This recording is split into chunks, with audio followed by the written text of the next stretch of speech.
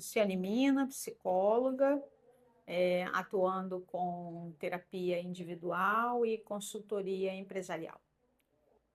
O que acontece é que a rotina acelerada faz a gente esquecer da gente, faz a gente perceber que o outro, o externo, é mais importante. Então, não que a rotina crie o sedentarismo, mas a rotina acelerada, a quantidade violenta de tarefa, faz com que a gente acabe se colocando em segundo grau, né? Vai deixando de lado, e quanto mais a gente vai deixando de lado, mais a gente vai priorizando o outro, o externo, e só vai se perceber quando deu ruim. Na atividade física, o corpo traz, né, ocitocina, endorfina, ele traz uma sensação de bem-estar, né? Tanto é que existem pessoas que, quando elas fazem atividade física, depois de um tempo, e ela se sente desconfortável, né? Mas será que ela se sente desconfortável por fazer exercício e sentir dor? Ou ela se sente desconfortável porque ela tinha uma sensação de felicidade, de alegria, de bem-estar, né, que a atividade física também ela vai trazer para quem já criou aquele hábito de estar se exercitando, de estar se cuidando. Eh, eu acredito que está muito relacionado com aquela máxima: amar ao próximo como a si mesmo. E quando você está fazendo atividade física, você está se amando. E quando você está se amando, você está se cuidando, você está disparando referências de felicidade para você mesmo. E isso é fundamental para tudo. Eu acredito que na atualidade, né, eu tenho 60 anos. Eu nunca vi a minha mãe se preocupar em ir a uma academia. Eu nunca vi no lugar que eu morava no Rio de Janeiro, quantidade de academia como nós temos hoje. Antigamente, nós tínhamos muito mais livraria do que academia. E hoje nós temos muito mais academia do que livraria. Então, eu acredito que é muito mais de um estímulo.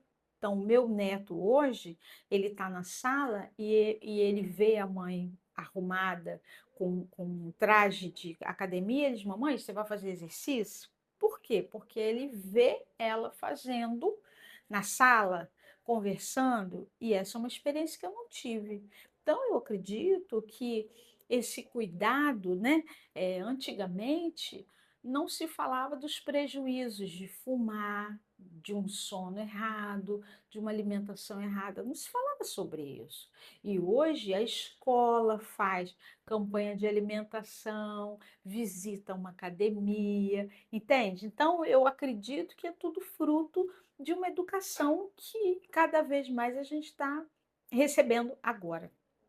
Quando nós estamos num estado de letargia, né? A gente está dormindo muito, desanimado, a quantidade de projetos, de ações, de relações, elas são muito menores.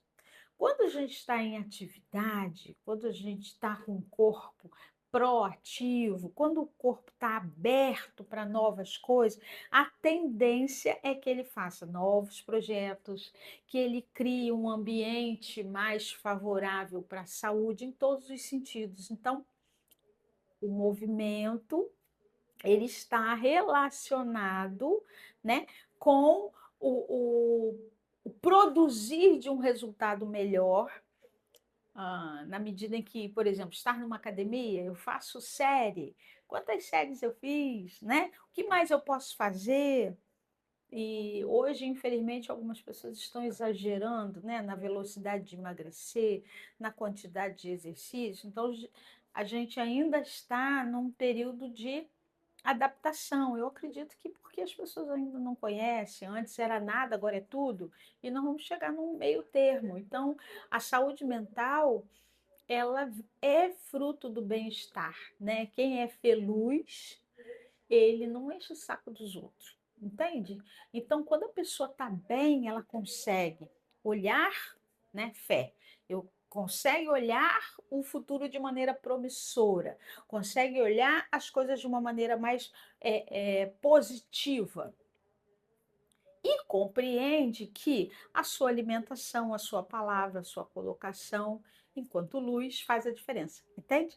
Então, se eu sou feluz, eu consigo fazer uma contribuição efetiva para aquilo que eu preciso mudar no dia a dia.